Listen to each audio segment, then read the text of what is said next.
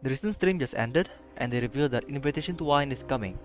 This means we're gonna get another limited banner. Are you serious? Well, before I get into burning my fucking wallet, is this banner actually good?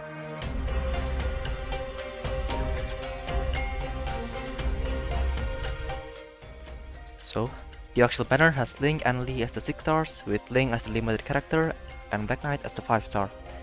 Just like any other limited banner, the on-banner 6 star rate is increased from 50% to 70% to compensate for the 2 featured 6 stars instead of 1.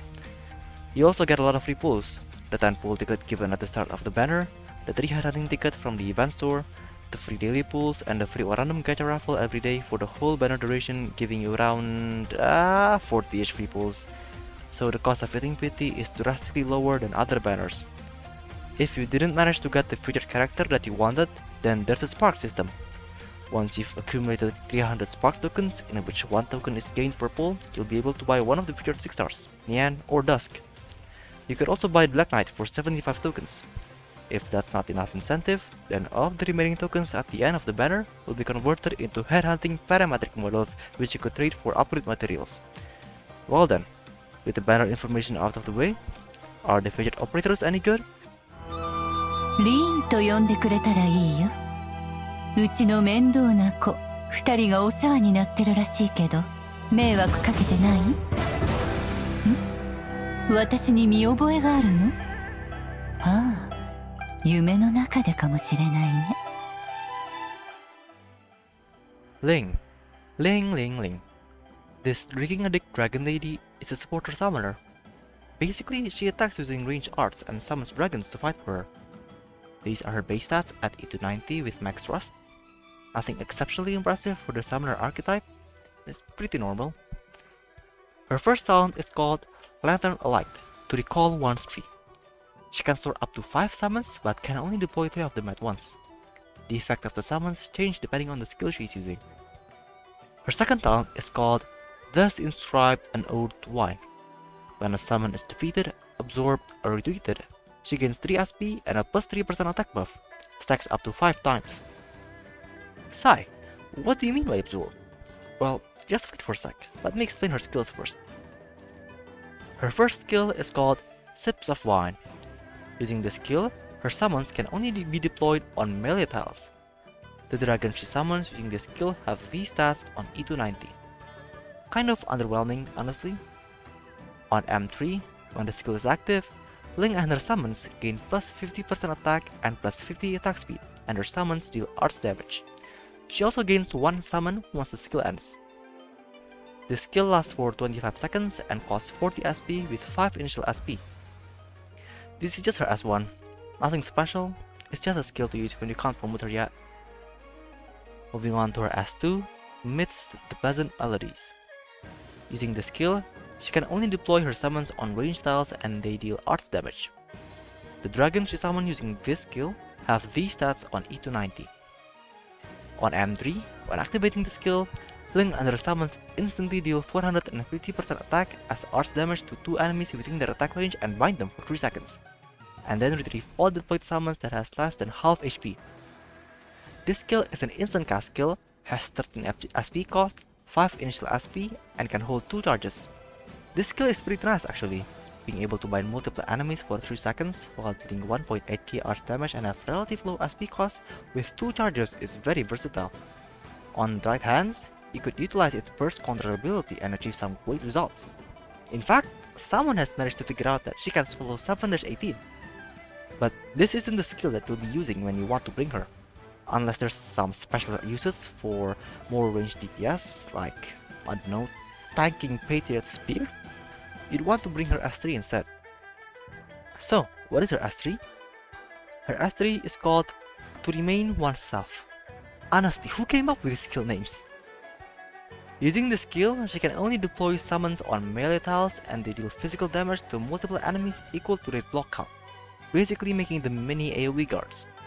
If there is another summon within a summon's attack range, it will be combined into a stronger type of summon which deals melee arts multi-target damage and takes up 2 deployment slots and regains full HP upon merging. This is what I meant by absorbing referring to her second talent. At M3, when the skill is active, Ling and her summon gain plus 100% attack and defense. Each summon deals 20% of Ling's attack as AoE arts damage to the 4 adjacent tiles every 0.5 seconds. When the skill ends, Ling gains 1 summon. This skill lasts for 30 seconds and has 40 SP cost with 15 initial SP, making her have 43% uptime. Okay, this skill sounds really good, right? But what makes it her main skill? Well, take a look at these stats. 3.6k HP and 823 attack is on par with Spectre. Don't forget, it's 423 defense, and this is just its base form. When joining in with another summon, it basically has double stats of the base form. I honestly have no idea what the devs are smoking when they meet her. 7.2k HP, 1.5k attack, and 760 defense. 760! Let me tell you how Arknights calculate physical damage. So it's basically the amount of damage dealt reduced by the target's defense. This just means that any physical attack under 760 will feel like nothing to it. And don't forget its actual skill, which is equal to combining another base form summon with it. When the skill is active, this thing will have 2.3k attack and 1.2k defense.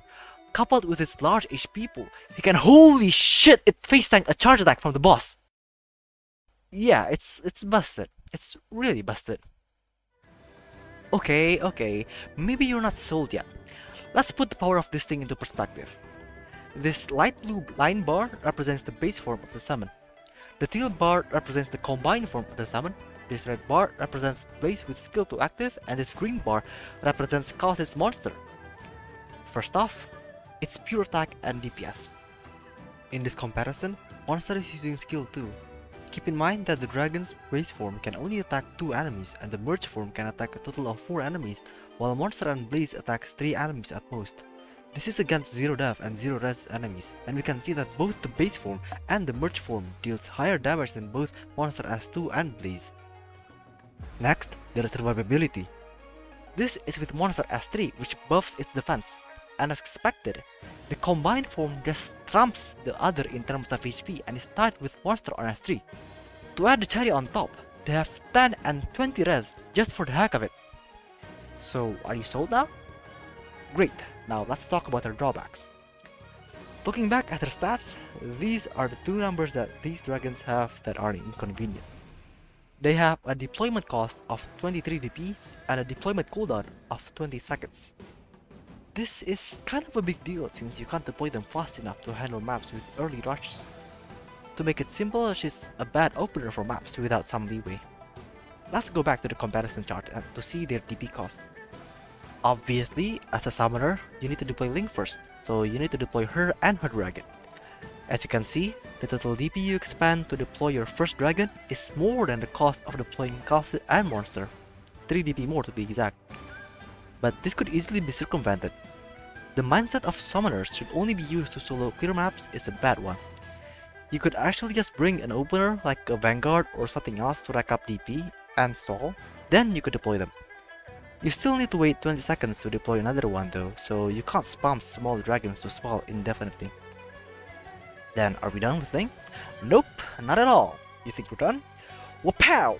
Behold, her module. Poems are short and dreams are long. Forget the previous segment about her drawbacks.